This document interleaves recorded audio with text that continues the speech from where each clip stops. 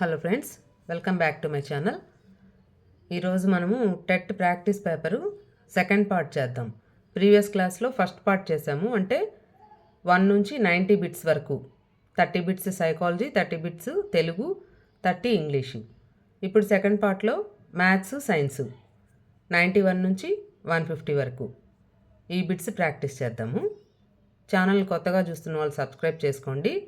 నా ఛానల్లో ఎన్నో ప్రాక్టీస్ పేపర్లు ఉన్నాయి, అలాగే మ్యాథ్స్ ప్రాక్టీస్ బిట్స్ ఉన్నాయి, మెథడాలజీ బిట్స్ ఉన్నాయి. సో ఛానల్ని సబ్స్క్రైబ్ చేసుకొని ఫాలో అవ్వండి. టెట్ ఎగ్జామ్ రాయబోయే స్టూడెంట్ టీచర్స్ అందరికీ కూడా ఆల్ ది బెస్ట్ అండి. వీడియోని లైక్ చేయండి, అలాగే మీకు తెలిసిన వాళ్ళందరికీ షేర్ చేయండి. ఓకే, ఫస్ట్ బిట్ చూద్దాం. 12, 13, 18, 25, 30 ల మధ్యగతము. ఈ ఇచ్చిన రాసుల యొక్క మధ్యగతము అన్నారు. మధ్యగతము అంటే మనం ఫస్ట్ ఏం చేయాలి? ఇచ్చిన వాటిని ఆరోహణ క్రమంలో కానీ అవరోహణ క్రమంలో కానీ రాసుకోవాలి. కానీ మనకి ఇచ్చినవి ఆల్రెడీ ఆరోహణ క్రమంలో ఉన్నాయి. మామూలుగా మనకి ఎగ్జామ్లో ఇచ్చినప్పుడు అవి ఆరోహణ క్రమంలో ఉన్నాయా లేదా చూసుకోవాలన్నమాట. సో ఆరోహణ క్రమంలోనే ఉన్నాయి ఇవి, చిన్నదాని నుంచి పెద్దదాని వరకు రాసున్నాయి. కాబట్టి ఇట్లా ఇచ్చినప్పుడు మధ్యగతం కనుక్కోవాలంటే ఇచ్చిన రాసులు బేసి సంఖ్యలో ఉంటే కరెక్ట్గా మధ్యలో ఉండే నెంబరు మధ్యగతం అవుతుంది. సరి సంఖ్యలో ఉంటే మధ్యలో 2 నెంబర్స్ వస్తాయి, అవి రెండింటిని యాడ్ చేసి బై 2 వేసి మనం సగటు కనుక్కోవాలన్నమాట. సో ఇక్కడ 1, 2, 3, 4, 5 ఉన్నాయి. 5 అంటే బేసి సంఖ్య కాబట్టి మధ్యలోది 18 అవుతుంది. కాబట్టి 18 మనకి మధ్యగతం. B is the correct answer. Next, గుణకార ప్రక్రియలో ఎబిలియన్ సమూహం కానిది. ఎన్ అంటే సహజ సంఖ్యల సమితి, జెడ్ అంటే పూర్ణ సంఖ్యల సమితి, క్యూ అంటే అకరణీయ సంఖ్యా సమితి, ఏ అండ్ బి అంటే ఎన్, జెడ్ 2. అసలు ఫస్ట్ ఎబిలియన్ సమూహం అంటే ఏంటి? ఎబిలియన్ సమూహం అంటే సంవృత ధర్మం, స్థిత్యంతర ధర్మం, అలాగే సహచర ధర్మం, విలోమం, తత్సమం, వీటిలన్నిటినీ పాటించేదాన్ని ఎబిలియన్ సమూహం అని అంటారు. ఇప్పుడు వీటిలో ఈ సహజ సంఖ్యా సమితిలో 0 ఉండదు. సహజ సంఖ్యా సమితి అంటే 1 నుంచి స్టార్ట్ అవుతుంది. కాబట్టి దీంట్లో 0 లేదు, కాబట్టి సంకలన విలోమం లేదు. కాబట్టి ఇది మనకి ఎబిలియన్ సమూహం కాదు. నెక్స్ట్, పూర్ణ సంఖ్యా సమితిలో మనకి గుణకార విలోమం రాదు. అంటే 1/n అని రావాలి. 1/n అని రావాలంటే అది అకరణీయ సంఖ్యా సమితి అవ్వాలి. 1/n అనేది దీంట్లో లేదు కాబట్టి పూర్ణ సంఖ్యా సమితిలో, కాబట్టి ఇది కూడా ఎబిలియన్ సమూహం కాదు. ఇవన్నీ ధర్మాలని పాటిస్తేనే అది ఎబిలియన్ సమూహం అవుతుంది.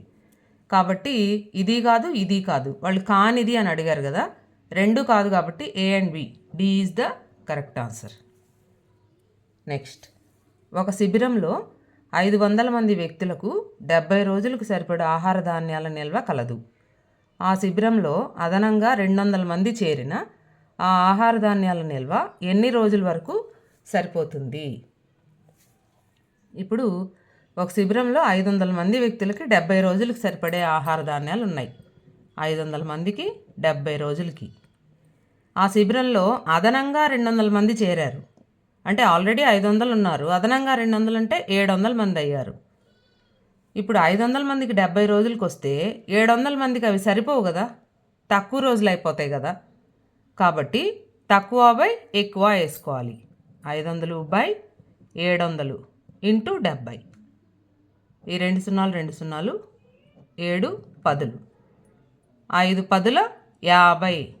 కాబట్టి 50 రోజులు. ఇది మనకి కరెక్ట్ ఆన్సర్ అవుతుంది. నెక్స్ట్, 3x + 2 = 27x - y అయితే, ఇప్పుడు ఇది మనకి ఘాతాలు ఘాతాంకాలు లాగుంది కదా, కాబట్టి 27 మనం ఇక్కడ 3 ఉంది కాబట్టి 3³ రాసుకోవచ్చు. అప్పుడు 3x + 2 = 27 అంటే 3³ whole power x minus y. ఇప్పుడు 3x+2 ఈజ్ ఈక్వల్ టు ఇది A power M whole power N అంటే ఏ పవర్ ఎంఎన్. అవి రెండు మల్టిప్లై చేసేయాలి. 3 × x 3 power, 3 × x 3x minus 3 × y 3y. ఇప్పుడు ఇక్కడ భూములు సమానము కాబట్టి ఘాతాలు కూడా సమానం. x+2 is equal to 3x minus 3y. ఇప్పుడు ఎక్స్ని అటు తీసుకెళ్ళండి, లేకపోతే మొత్తాన్ని అటు తీసుకెళ్ళండి. 3x మైనస్ 3y ఇది minus X minus 2 is equal to 0. 3x minus X 2x minus 3y minus 2 is equal to 0. ఈ మైనస్ 2 అటు వెళ్తే +2 అవుతుంది కాబట్టి 2x minus 3y is equal to 2 అవుతుంది. 2x minus 3y is equal to 2. So B is the correct answer. Next 1 decametre cube is equal to dash centimetre cube. ఇది మనకు తెలియాలంటే 1 మీటర్కి ఎన్ని సెంటీమీటర్సు, తర్వాత డెకామీటర్ అంటే ఏంటి, డెసిమీటర్ అంటే ఏంటి, ఇవన్నీ తెలుసుకోవాలి. సో ఇప్పుడు first millimetre. 1 centimetre is equal to 10 millimetres. తర్వాత 1 decimetre is equal to 10 centimetres. 1 metre is equal to 10 decimetres. Deci. Next 1 decametre is equal to 10 metres. 1 hectometre is equal to 10 decametres. So ఈ టేబుల్ని మనం గుర్తు చేసుకుంటే ఇప్పుడు 1 centimetre 10 millimetres కదా. 1 డెసిమీటర్కి అప్పుడు millimetres ఎన్ని అవుతాయి, 10 సెంటీమీటర్స్ అంటే 10 × 10 100 మిల్లీమీటర్స్ అవుతాయి. అలాగే డెకామీటర్ ఎక్కడుంది, ఇది డెకామీటర్. 1 డెకామీటర్కి 10 మీటర్స్. 1 మీటర్కి సెంటీమీటర్స్ ఎన్ని, డెసిమీటర్స్ 10 అయినప్పుడు సెంటీమీటర్స్ 100 అవుతాయి. 1 metre is equal to 100 centimetres. Metre తర్వాతది decametre. 1 decametre is equal to 10 metres కదా. 1 మీటర్కి 100 అయినప్పుడు 10 మీటర్స్కి 1000 సెంటీమీటర్స్. కాబట్టి 1 decametre cube 1000 centimetre cube. B is the correct answer. Next 17/-50 యొక్క గుణకార విలోమం. గుణకార విలోమం అంటే ఇప్పుడు మనకు ఫ్రాక్షన్ ఇచ్చారు కదా, దాన్ని రివర్స్ చేయాలి కానీ సింబల్ మార్చకూడదు అనమాట. సంకలన విలోమం అయితే మైనస్ని ప్లస్ చేయాలి, ప్లస్ని మైనస్ చేయాలి. కాబట్టి గుణకార విలోమం అంటే -17/50 కదా, -50/17 అంతే. ఒట్టి 50/17 రాయకూడదు. నెక్స్ట్ ఒక బాలుడు విద్యుత్ స్తంభం అడుగు భాగం నుండి 8 మీటర్ల దూరంలోనున్న బిందువు నుండి స్తంభం పై భాగాన్ని 60 డిగ్రీల ఊర్ధ్వకోణంలో పరిశీలించగా ఆ స్తంభం ఎత్తు. విద్యుత్ స్తంభం ఇది అనుకోండి. ఇది మనకి త్రికోణమితి అనువర్తనాలకు సంబంధించిన క్వశ్చను. అది మీరు నా ఛానల్లో వీడియో ఉంది క్లియర్గా, అది చూసారంటే మీరు ఎంత పెద్ద క్వశ్చన్ అయినా ఆన్సర్ చేసేస్తారు. సో ఇక్కడ ఈ త్రికోణమితి అనువర్తనాల్లో మనం క్వశ్చన్ చదవగానే ఫస్ట్ బొమ్మ వేసుకోవాలన్నమాట. విద్యుత్ స్తంభం అంటే ఇది, దాని అడుగు భాగం నుండి 8 మీటర్ల దూరంలో, ఈ అడుగు భాగం నుండి 8 మీటర్ల దూరంలో ఒక బిందువు, అక్కడి నుంచి స్తంభం పై భాగాన్ని ఊర్ధ్వకోణం 60 డిగ్రీలు అయితే స్తంభం ఎత్తు ఇది మనకు కావాలి. ఇప్పుడు ఈ ట్రయాంగిల్లో ఇది ఎదుటి భుజము, ఇది ఆసన భుజము. కాబట్టి ఎదుటి భుజము బై ఆసన భుజం వేస్తే మనకి tan θ వస్తుంది. tan 60 ఈజ్ ఈక్వల్ టు, దీన్ని హెచ్ అనుకోండి, హెచ్ బై ఆసన భుజము 8. tan 60 ఎంత, √3 is equal to H by 8. This implies H ఎంత అవుతుంది, 8 × √3, 8√3. కాబట్టి 8√3 ఎక్కడుంది, A is the correct answer. Next ఆంగ్ల భాషలోని అక్షరాలలో ఒక అక్షరాన్ని యాదృచ్ఛికంగా ఎన్నుకొనిన ఆ అక్షరం అచ్చు అయ్యే సంభావ్యత. ఆంగ్ల భాషలో ఎన్ని అక్షరాలు ఉన్నాయి? మొత్తం 26 అక్షరాలు ఉన్నాయి. దాంట్లో అచ్చులేవి ఏ, ఈ, ఐ, ఓ, యు, మొత్తం 5 అక్షరాలు అచ్చులు. కాబట్టి ఒక అక్షరాన్ని యాదృచ్ఛికంగా ఎన్నుకున్నప్పుడు ఈ 5 అక్షరాల్లోనే మనకు అచ్చులు ఉండాలి. కాబట్టి 5/26. Okay, D is the correct answer. Next 36కు గల ప్రధాన కారణాంకాలు. ప్రధాన కారణాంకాలు అంటున్నారంటే కారణాంకాలే కానీ ప్రధాన సంఖ్యలు అయి ఉండాలి. 36కి ఏమేం కారణాంకాలు ఉన్నాయి? 1, 2, 3, 4, 9, 12, 18, 36. ఇవన్నీ 36 యొక్క కారణాంకాలు. వీటిలో ప్రధాన సంఖ్యలు ఏవి? 1 అనేది ప్రధాన సంఖ్య కాదు, సంయుక్త సంఖ్య కాదు. 2, 3 ఇంక ఇవన్నీ కూడా ప్రధాన సంఖ్యలు కాదు. కాబట్టి 2, 3. C is the right answer. Next మీరు ఆప్షన్స్ చూసి కూడా కనిపెట్టవచ్చు. ఇక్కడ 4, 9 ఉంది, అవి ప్రధాన సంఖ్యలు కాదు, ఇవి ప్రధాన సంఖ్యలు కాదు. ఇవి 2, 3 ప్రధాన సంఖ్యలే కానీ 4 ప్రధాన సంఖ్య కాదు. కాబట్టి C is the right answer. ఎప్పుడు మనం ఆప్షన్స్ చూసి గెస్ చేసి కరెక్ట్గా పెట్టలేమండి. మనకి ఆన్సర్ కరెక్ట్గా తెలుసుంటేనే ఎప్పుడైనా మనకి అది కరెక్ట్ అవుతుంది. నెక్స్ట్ క్రింది వాన్లో ఘనాకార వస్తువు. డస్టరు, డైసు, గణిత పుస్తకం, సెల్ ఫోన్. ఘనాకారం అంటే ఇట్లా భుజాలన్నీ ఈక్వల్గా ఉండేది ఘనము. అలా కాకుండా ఇట్లా దీర్ఘచతురస్రాకారంలో ఉండేది దీర్ఘఘనం. కాబట్టి ఘనాకార వస్తువుగా ఉండేది డైస్, పాచిక. డస్టరు, గణిత పుస్తకము, సెల్ ఫోను ఇవన్నీ దీర్ఘఘనాకారంలో ఉంటాయి. కాబట్టి B is the right answer. Next 52/160 is equal to 13/2n into 5m అయినా m+n ఎంత? ఇప్పుడు మనం దీన్ని క్యాన్సిల్ చేద్దాం. 52/160 2తో 2 2s 4, 2 6 12, 2 8 16, మళ్ళీ 2తో 2 13s, 2 4s 40, 13/40 వచ్చింది. ఇప్పుడు 14 వీళ్ళు 2 × 5 ఇట్లా రాస్తున్నారు కాబట్టి 13/14 ఏం రాసుకోవచ్చు? 4 × 10 రాసుకోవచ్చు. 4ని 2 × 2 ఇంటూ 10ని 2 × 5 అంటే 13/2³ ఇంటూ 5. 5 అంటే 5/1 అని. ఇక్కడ 2/n అన్నారు కాబట్టి 2 ఎంత ఉంది? 3 ఉంది. కాబట్టి n ఈజ్ ఈక్వల్ టు 3.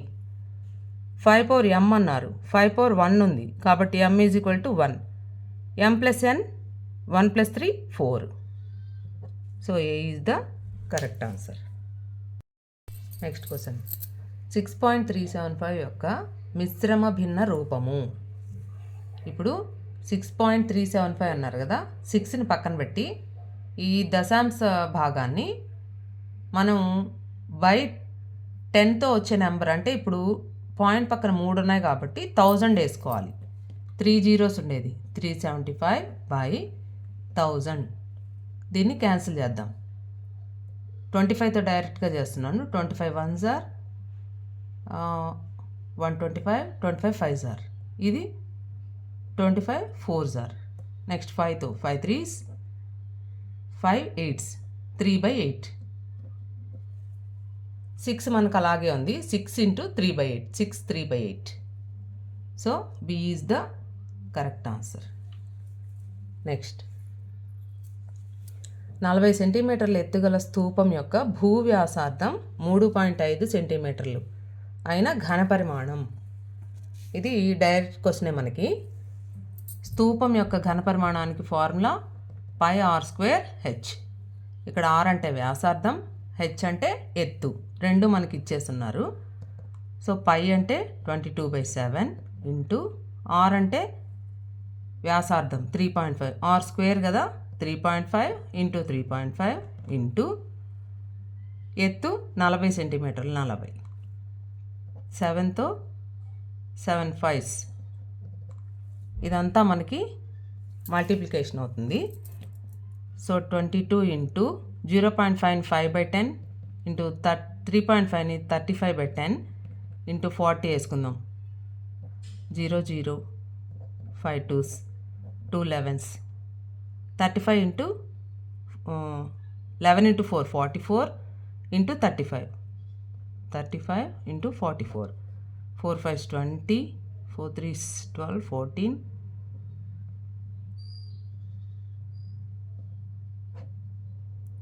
0 4 6 4 5 1540 1540 ఘన సెంటీమీటర్లు. D is the right answer. Next A into A minus B plus B into B minus C plus C into C minus A. ఇది మనకి ఆల్జీబ్రాలోది. ఆల్జీబ్రా కూడా మనకి క్లియర్ ఎక్స్ప్లెనేషన్తో మన ఛానల్లో ఉంది. టాపిక్ 8th క్లాస్లో ఉంది, అలాగే 10th క్లాస్లో 7thలో కూడా ఉంది. కాబట్టి అవి చాప్టర్స్ మీరు డీటెయిల్గా కావాలనుకుంటే వీడియోస్ ఓపెన్ చేసి చూడండి. So A into A minus B plus B into B minus C plus C into C minus A. ఇవి మల్టిప్లై చేసేయడమే. A into A minus B A square minus AB plus B into B B square minus BC plus C square minus CA. So A square plus B square plus C square ఒక దగ్గర రాసుకొని minus AB minus BC minus CA. ఇది ఎక్కడుంది మనకి? ఇది. So ఇలాంటి క్వశ్చన్లు ప్లస్లు మైనస్ల దగ్గర కన్ఫ్యూజ్ అవుతారు, కాబట్టి జాగ్రత్తగా చూసి పెట్టాలి. నెక్స్ట్ 3 5 6 2 మరియు ఏ రాసుల సగటు 2 మరియు 3 5 6 2 9 బి ల సగటు ఏ అయినా ఏ మరియు బిలు వరుసగా. ఇప్పుడు ఫస్ట్ ఏ కనుక్కుందాం. 3 5 6 2 ఏ సగటు అంటే మనకి సూత్రం రాసుల మొత్తము బై రాసుల సంఖ్య. రాసుల మొత్తం 3 plus 5 plus 6 plus 2 plus A by రాసుల సంఖ్య 1 2 3 4 5. ఇది ఎంత అని ఇచ్చారు? 2 అని ఇచ్చారు. ఇప్పుడు ఇవన్నీ కూడండి. 3 5 8 8 2 10 16 16 plus A is equal to ఈ 5 అటు వెళ్తే 5 రెళ్ళు 10. ఏ ఈజ్ ఈక్వల్ టు 16 అటు వెళ్తే మైనస్ అవుతుంది. 10 మైనస్ 16 మైనస్ 6. సో ఏ మైనస్ 6 రావాలి. ఏ మైనస్ 6 ఇక్కడ ఉంది. సో ఇదే మనకు ఆన్సర్ అవుతుంది. బి కూడా కనుక్కోవాలి అని అనుకుంటే 3 plus 5 plus 6 plus 2 plus 9 plus B by ఇవన్నీ ఉన్నాయి 1 2 3 4 5 6 ఈజ్ ఈక్వల్ టు ఎంత అని ఇచ్చారు? ఏ అని ఇచ్చారు. ఏ అంటే ఎంత? మైనస్ 6. ఇప్పుడు ఇవి కూడదాం. 8 2 10 ఒక 15 25 25 plus B is equal to 6 into minus 6 minus 36. ఇప్పుడు 25 అటు వెళ్తుంది. B is equal to minus 36 minus 25 minus 61. So A వచ్చి minus 6, B minus 61. B is the right answer. Next question 1/5 into 2/3 plus 5/7 is equal to 1/5 into 2/3 plus 1/5 into 5/7. దీనిని సూచించే ధర్మం సంవృత ధర్మం, సహచర ధర్మం, విభాగ న్యాయం, విలోమ ధర్మం. సో ఇక్కడ ఇది 1/5ని దీనికి మళ్ళీ 1/5ని దీనికి రెండిటికి మల్టిప్లై చేస్తున్నాం కాబట్టి అది విభాగ న్యాయం అవుతుంది. C is the correct answer. Next limit x tends to A x³ minus a³ by x² minus a². ఇప్పుడు మనకు ఒక ఫార్ములా ఉంది లిమిట్స్లో. Limit x tends to A x power m minus a power m by x minus a is equal to m into a power m minus 1. ఇప్పుడు ఈ ఫార్ములాను ఉపయోగించి ఇది మనం చేయాలి. అలాగే డైరెక్ట్గా ఇంకొక ఫార్ములా చెప్తాను. Limit x tends to A X power M minus A power M by X power N minus A power N is equal to M by N into A power M minus ఎన్.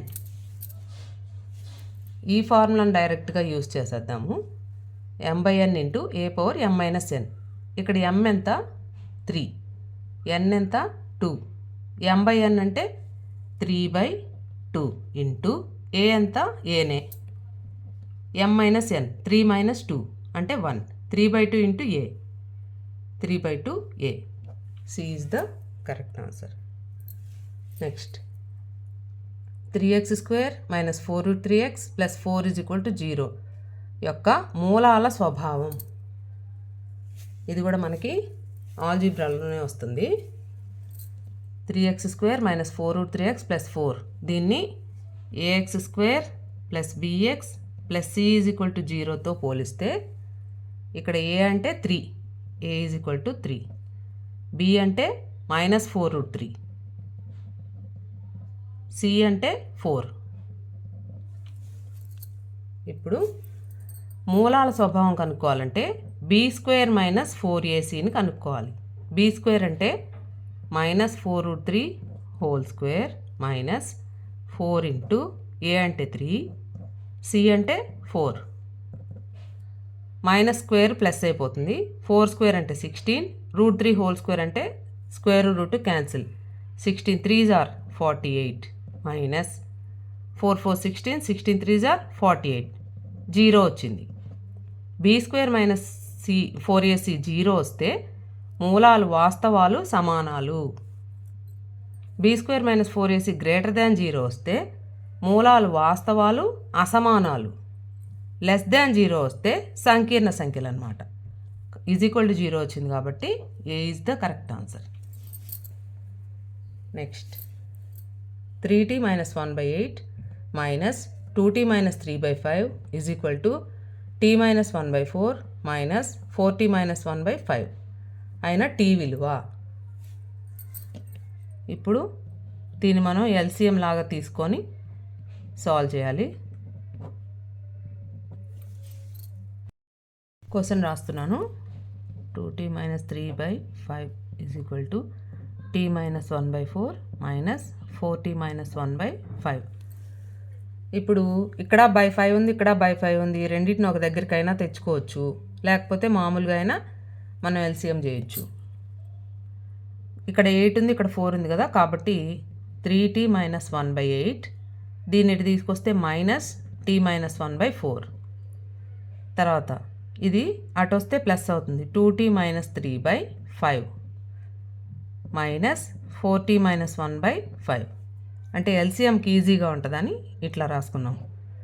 8కి 4కి 8, 8 1s 1 into 3t minus 1 minus 4 2s 2 into t minus 1 = ఇవి రెండింటికి 5 కదా, కాబట్టి 2t minus 3 minus 4t minus 1/5. 3t minus 1 minus 2t plus 2 minus 2t plus 2/8 = ఇక్కడ 2t minus 3 minus 4t plus 1 అంటే మైనస్తో multiply చేసాం /5. ఇక్కడ 3t minus 2t t 2 minus 1 1 plus 1/8 = 2t minus 4t minus 2t minus 3 plus 1 minus 2/5. ఇప్పుడు cross multiplication చేస్తే 5 into t plus 5 into 1 5 = 8 into minus 2t minus 16t 8 into minus 2 minus 16. ఇప్పుడు 16 ఒకటి వస్తే 16 plus 5 21t = plus 5 అటు వెళ్తే minus 5 minus 5 minus 16 minus 21.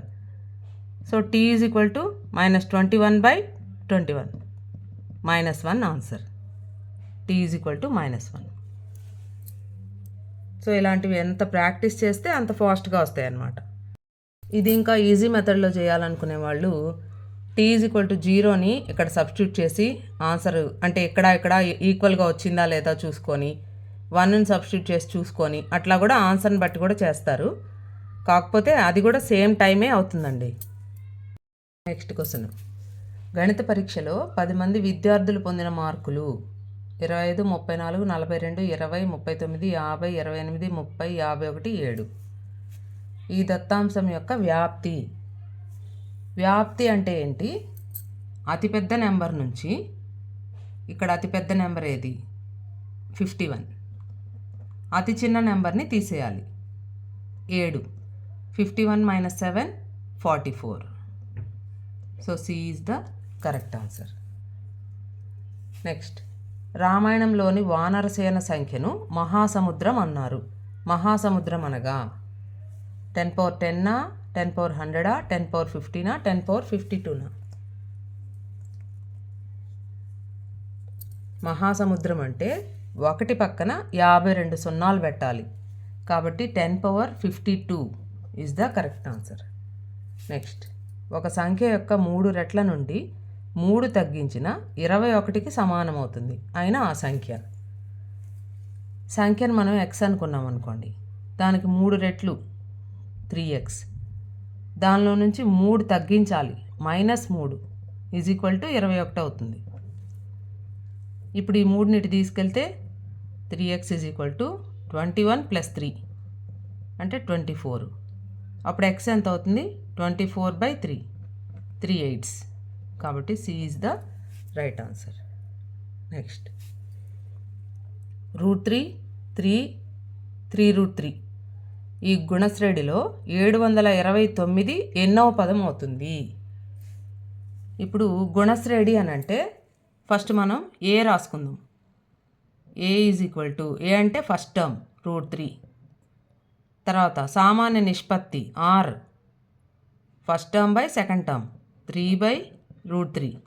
3ని √3 × √3 రాసుకొని కింద √3 వేస్తే √3 వచ్చింది. కాబట్టి సామాన్య నిష్పత్తి కూడా √3. ఇప్పుడు ఎన్నవ పదము అంటే tnకి ఫార్ములా a × r⁻n-1. ఇది ఎంత అని చెప్పారు? 729. ఏ అంటే ఇక్కడ √3 ఇంటూ r ఎంత? √3⁻n-1 = 729. ఇది √3⁻1 కదా. ఇప్పుడు a⁻m × a⁻n లాగుంది. a⁻m + n అంటే √3⁻n-1 + 1 = 729. 1 1 క్యాన్సిల్. √3⁻n. ఇప్పుడు 729ని 3తో మనం చేస్తే 3 2s, 3 4s, 3 3s, 3 81s, 3 27s, 3 9s, 3 3s, 1 2 3 4 5 6 అంటే √3⁻n = 3/6 అయింది. ఇప్పుడు √3ని మనము పవర్ 1/2 రాస్తే n/2 3/n/2 = 3/6. అప్పుడు n/2 = 6. n = 2 × 6 12. సో 12వ పదం అన్నమాట. C is the correct answer. Next. 40 / 9 - 3 + 2 ఇది మనకి బాడ్మాస్. ఈ రూల్ ప్రకారం మనం చేయాలి. అంటే ఫస్ట్ బ్రాకెట్, తర్వాత ఆఫ్, తర్వాత డివిజన్, తర్వాత మల్టిప్లికేషన్, తర్వాత ఎడిషన్, లాస్ట్లో సబ్ట్రాక్షన్. ఇప్పుడు మనకి ఇట్లా లైన్ ఇచ్చినప్పుడు ఫస్ట్ అది చేయాలి. 3 + 2 ఎంత? 5. 9 - 5 ఎంత? 4. 40 / 4 ఎంత? 40/4 10. కాబట్టి 10 ఈజ్ ద కరెక్ట్ ఆన్సర్. ఇప్పటి వరకు సబ్జెక్ట్ బిట్స్ అయ్యాయి. ఇక్కడి నుంచి మెథడాలజీ బిట్స్ వస్తాయి. Maths methodology. సకల శాస్త్రాలకు మూలం ద్వారం లాంటిది గణితం అని అన్నవారు పాస్కలా, అరిస్టాటిలా, బేకనా, ప్లేటోనా? సో మ్యాథ్స్ మెథడాలజీకి సంబంధించి నా ఛానల్లో ఉండే వీడియోస్ పర్ఫెక్ట్గా ఫాలో అయితే మీకు ఫుల్ మార్క్స్ వస్తాయండి. సో ఇక్కడ సకల శాస్త్రాలకు మూలం ద్వారం లాంటిది గణితం అని అన్నవారు బేకన్, సి. నెక్స్ట్, క్రింది వాటిలో ద్విమితీయ ఉపకరణం: స్థిర చిత్రాలు, పోస్టర్లు, పత్రికలు, పైవన్నీ. ద్విమితీయ అంటే 2 డైమెన్షనల్ అని, త్రిమితీయ అంటే 3 డైమెన్షనల్ అని. కాబట్టి స్థిర చిత్రాలు, పోస్టర్లు, పత్రికలు ఇవన్నీ కూడా ద్విమితీయ ఉపకరణాలే. కాబట్టి పైవన్నీ మనకి కరెక్ట్ ఆన్సర్. నెక్స్ట్, రామానుజన్ తన జీవిత చివరి దశలో పరిశోధన చేసిన అంశం: ఎలిప్టిక్ ఇంటిగ్రల్స్, మాక్ థీటా ఫంక్షన్స్, నెంబర్ థియరీ, ఏది కాదు. ఆన్సర్ తెలిసిన వాళ్ళు కామెంట్ చేస్తూ ఉండండి. సో ఇక్కడ రామానుజను జీవిత చివరి దశలో పరిశోధన చేసిన అంశం మాక్ థీటా ఫంక్షన్స్, బి. నెక్స్ట్, ఒక సమగ్ర సంబంధిత అర్థవంతమైన వ్యాసక్తుల పరంపరనే యూనిట్ అని అన్నవారు: హెర్బార్ట్, బ్రూనర్, శాంపోర్ట్, బేకన్.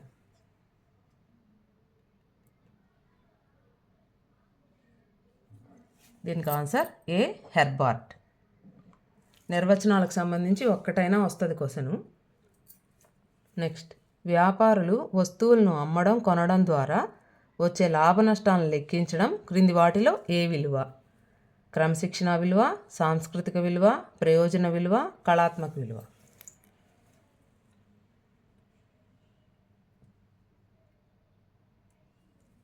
సో ఇక్కడ వ్యాపారులు వస్తువులు అమ్మడం, కొనడం ద్వారా వచ్చే లాభ నష్టాలను లెక్కించడంలో గణితాన్ని ఉపయోగిస్తున్నారు కాబట్టి అది ప్రయోజన విలువ. అలాగే గృహిణి ఇంటి బడ్జెట్ని రూపొందించడం అని ఇచ్చిన తర్వాత, కూలీలు వారికి వచ్చే దినసరి కూలీలను లెక్కించడం అని ఇచ్చిన, ఇలాంటివన్నీ కూడా ప్రయోజన విలువలే. నెక్స్ట్, గణిత శాస్త్ర ఫలితాలు సరైనవి, సరికానివి అనే 2 వర్గాలుగానే ఉంటాయి. ఇది గణిత శాస్త్రం యొక్క ఈ స్వభావాన్ని తెలుపుతుంది: తార్కికత, ఖచ్చితత్వం, హేతువాదం, సంపూర్ణత.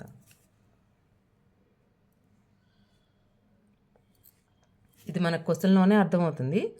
గణిత శాస్త్ర ఫలితాలు సరైనవి, సరికానివి ఈ 2, ఇంకా వేరే ఆప్షనే ఉండదన్నమాట. కాబట్టి అవి ఖచ్చితంగా ఉంటాయి. ఈ ఆన్సర్ కరెక్టా, కరెక్ట్ కాదా అంతే. కాబట్టి ఖచ్చితత్వం అనేది కరెక్ట్ ఆన్సర్. ఇక్కడితో మనకి మ్యాథ్స్ బిట్స్ కంప్లీట్ అయినాయి. ఇప్పుడు సైన్స్ ఫస్ట్ బిట్కి ఒక 10 సెకండ్స్ టైం ఇస్తూ ఉంటాను. మీరు ఆన్సర్ తెలిసిన వాళ్ళు కామెంట్ చేస్తూ ఉండండి. వాహనాల్లో వాడే పెట్రోల్లో ఏ లోహం ఉండకూడదని సుప్రీంకోర్టు తీర్పునిచ్చింది? పాదరసం, సీసం, ఐరన్, జింక్.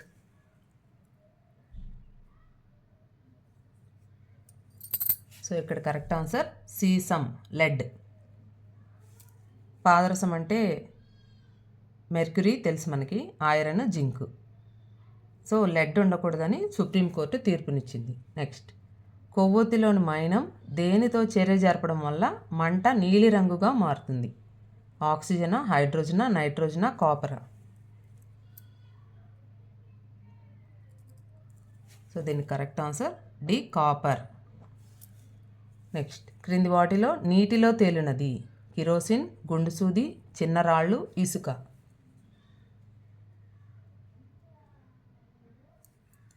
సో ఇక్కడ కరెక్ట్ ఆన్సర్ ఏ, కిరోసిన్. నెక్స్ట్, సోనార్ టెక్నాలజీలో నీటి అడుగున ఉన్న వస్తువులను గుర్తించడానికి ఏ దృగ్విషయాన్ని ఉపయోగిస్తారు? ధ్వని ప్రతిబింబం, ధ్వని వక్రీభవనం, ధ్వని యొక్క వివర్తనం, ధ్వని శోషణ.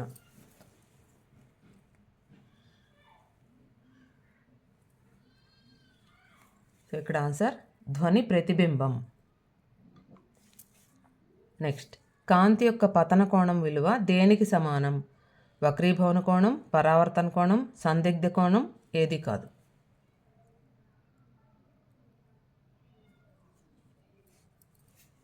సో ఇక్కడ కాంతి యొక్క పతన కోణం విలువ పరావర్తన కోణానికి సమానము.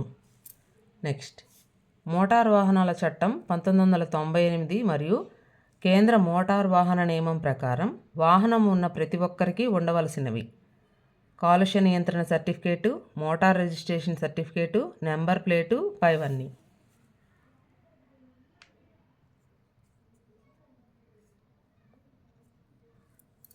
సో మోటార్ వాహనాల చట్టం 1998 ప్రకారము ఇవన్నీ కూడా కాలుష్య నియంత్రణ certificate, motor registration certificate, number plate ఇవన్నీ వాహనం ఉన్న ప్రతి ఒక్కరికి ఉండాలి. కాబట్టి పైవన్నీ is the correct answer. Next, విశిష్ట నిరోధంనకు ప్రమాణం ohm metre, ohm by metre, ohm per metre ఏది కాదు. ప్రమాణాలకు సంబంధించి ఒక క్వశ్చన్ అయినా ఉంటుంది. సో విశిష్ట నిరోధం స్పెసిఫిక్ రెసిస్టెన్స్కి యూనిట్ ఓం మీటర్ ఏ.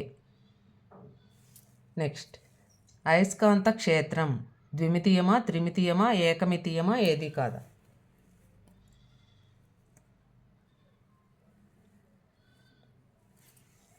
అయస్కాంత క్షేత్రం అనేది త్రిమితీయం. XYZ 3 అక్షాలు ఉంటాయన్నమాట. నెక్స్ట్, క్రింది వాటిలో కృత్రిమ దారం కానిది పాలిస్టర్, నైలాన్, అక్రిలిన్, పట్టు.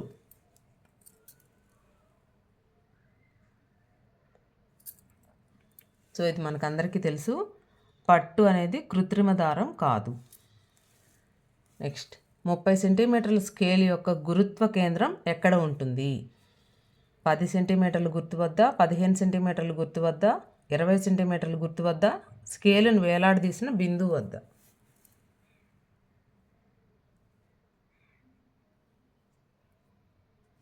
సో ఇక్కడ 30 సెంటీమీటర్ల స్కేలు అన్నారు. స్కేల్ అనేది కరెక్ట్గా కొలతలుండే వస్తువు కాబట్టి దాని గురుత్వ కేంద్రం కరెక్ట్గా మధ్యలో ఉంటుంది. 30 సెంటీమీటర్ల స్కేల్కి మధ్యలో 15 సెంటీమీటర్లు.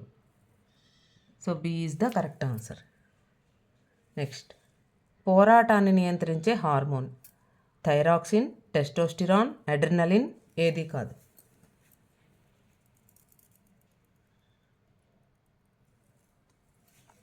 సో దీనికి ఆన్సర్ సి, అడ్రినలిన్. దీన్నే ఫైట్ అండ్ ఫ్లైట్ హార్మోన్ అని అంటారు.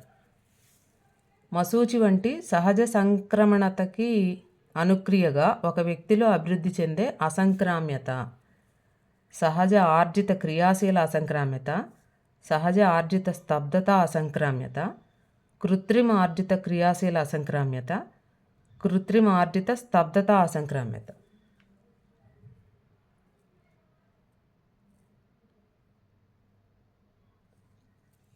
సో ఇక్కడ మసూచి వంటి సహజ సంక్రమణతకి అంటే మసూచి వంటి వాటికి మన శరీరంలో సహజంగానే నిరోధం ఉంటుంది కాబట్టి సహజ ఆర్జిత క్రియాశీల అసంక్రామ్యత కరెక్ట్. నెక్స్ట్, నిమటోడా జీవుల్లో రక్త ప్రసరణ లేని లోటును భర్తీ చేసేది మధ్యమ కణజాలం, కండరహిత ఆంత్రం, మిథ్యా శరీర కుహర ద్రవం, హెచ్చాకారపు కొల్వలు.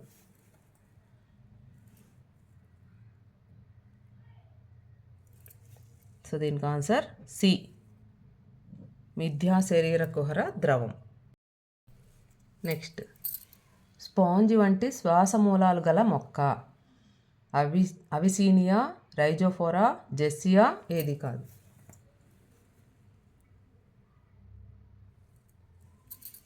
సో దీనికి ఆన్సర్ సి, జెస్సియా. జీవ పదార్థంలో నీటి శాతం 85-90%, 10-25%, 50-60%, 30-45%.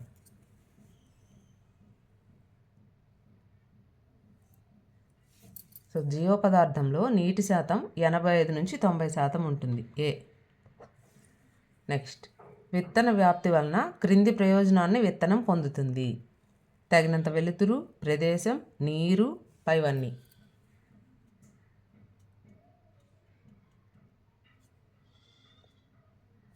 సో విత్తన వ్యాప్తి వలన విత్తనం ఈ ప్రయోజనాలన్నీ పొందుద్ది అన్నమాట. తగినంత వెలుతురు, ప్రదేశం, నీరు. So D is the correct answer. Next, ఖనిజ లవణాలు ఎక్కువగా ఉన్న నీటిని త్రాగితే క్రింది ఏ వ్యాధి వస్తుంది. ఎముకలకు సంబంధించిన వ్యాధులు, దంతాలకు సంబంధించిన వ్యాధులు, ఊపిరితిత్తులు పాడవడం, A and B ఇవి రెండు.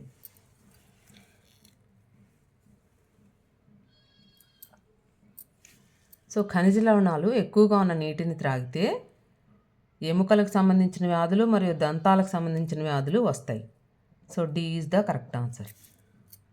నెక్స్ట్, హెమోగ్లోబిన్తో సంబంధం కలది రాగి, మెగ్నీషియం, ఇనుము, మ్యాంగనీస్.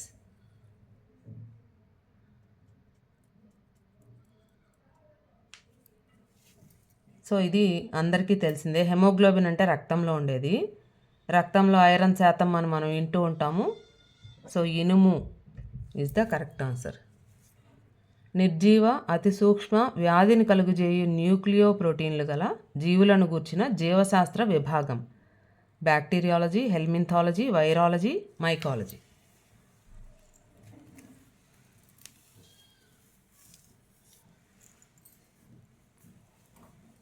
సో ఇది virology. C is the correct answer.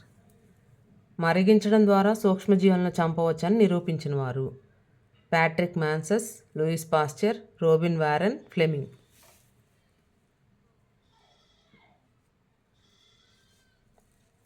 So దీనికి answer B, Louis Pasteur.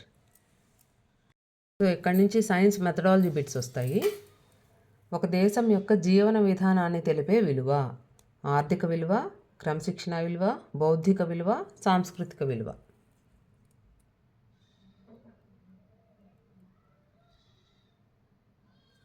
So ఇక్కడ ఒక దేశం యొక్క జీవన విధానాన్ని ఆ దేశం యొక్క సంస్కృతి సాంప్రదాయాలు తెలుపుతాయి కాబట్టి సాంస్కృతిక విలువ కరెక్ట్ ఆన్సర్. నెక్స్ట్, విజ్ఞాన శాస్త్ర లక్షణం కానిది విజ్ఞాన శాస్త్రం సంచిత జ్ఞానం, విజ్ఞాన శాస్త్రం ఒక ప్రక్రియ, విజ్ఞాన శాస్త్ర జ్ఞానం సాపేక్ష సత్యం, విజ్ఞాన శాస్త్రం శాస్త్రీయ పద్ధతిని అనుసరించదు.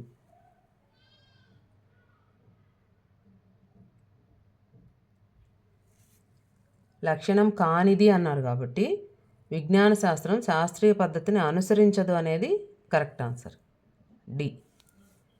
నెక్స్ట్, మూల్యాంకనం లక్షణం నిరంతరం, శాస్త్రీయం, లక్ష్యాలను మాపనం చేయడం, పైవన్నీ.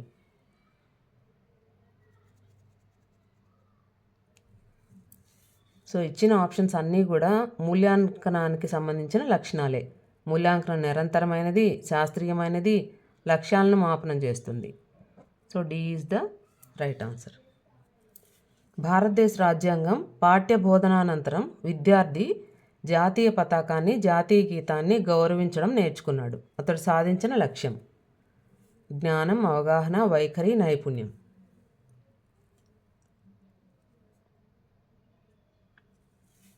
సో భారతదేశ రాజ్యాంగం అనే పాఠం విన్న తర్వాత విద్యార్థి అతని వైఖరిని మార్చుకున్నాడు, గౌరవించడం నేర్చుకున్నాడు కాబట్టి ఇది వైఖరి.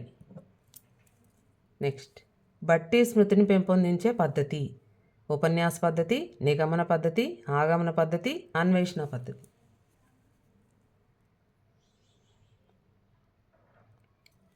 సో బట్టి స్మృతిని పెంపొందించే పద్ధతి నిగమన పద్ధతి. అంటే నిగమన పద్ధతికి మనం సూత్రాలని, తర్వాత నిర్వచనాలని, వాటిలన్నింటినీ బాగా బట్టి గుర్తుపెట్టుకోవాల్సిన అవసరం ఉంటుంది. నెక్స్ట్, ఎస్యుపిడబ్ల్యూను ప్రవేశపెట్టింది యశ్పాల్ కమిటీ, సెకండరీ విద్యా commission, Eshwari Bai Patel committee, Kothari commission. ఇక్కడ ఎస్యుపిడబ్ల్యూ అంటే సోషల్లీ యూస్ఫుల్ ప్రొడక్టివ్ వర్క్ అన్నమాట. అంటే సమాజానికి ఉపయోగపడే కార్యక్రమాలు. అది ప్రవేశపెట్టింది ఈశ్వరీబాయి పటేల్ కమిటీ. నెక్స్ట్, ఒక శీర్షికకు సంబంధించిన విషయాన్ని అంచెలంచెలుగా పాఠ్య ప్రణాళికలో అభివృద్ధి చెందించే పద్ధతి శీర్షిక పద్ధతి, ఏకకేంద్ర పద్ధతి, ప్రాజెక్టు పద్ధతి, ఏది కాదు.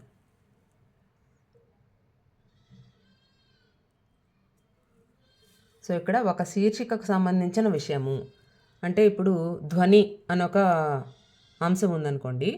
ఆ ధ్వనిని ఒకేసారి మొత్తం శీర్షికను బోధించడం కాకుండా అంచెలంచెలుగా అంటే 6th క్లాస్లో కొంచెం, 7th క్లాస్లో కొంచెం, 8th క్లాస్లో అట్లా అంచెలంచెలుగా బోధించడాన్ని ఏకకేంద్ర పద్ధతి అంటారనమాట. నెక్స్ట్, ఒక యూనిట్ని బోధించుటకు గరిష్టంగా ఉపయోగించే పీరియడ్ల సంఖ్య 10, 15, 25.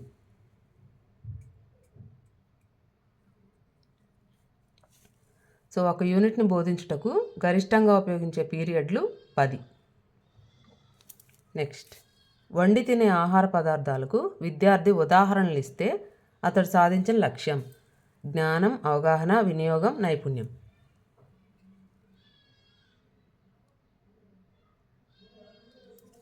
సో ఉదాహరణలు ఇవ్వడం అనేది అవగాహనకు సంబంధించిన లక్ష్యం. ఈ లక్ష్యాలు స్పష్టీకరణల గురించి కూడా నేను మెథడాలజీ క్లాసులో క్లియర్గా వీడియో చేస్తున్నాను, అది వాచ్ చేయండి. నెక్స్ట్, శాస్త్రీయ పద్ధతుల్లో బోధించడం వలన విద్యార్థుల్లో పెంపొందే విలువ నైతిక విలువ, బౌద్ధిక విలువ, క్రమశిక్షణ విలువ, సాంస్కృతిక విలువ.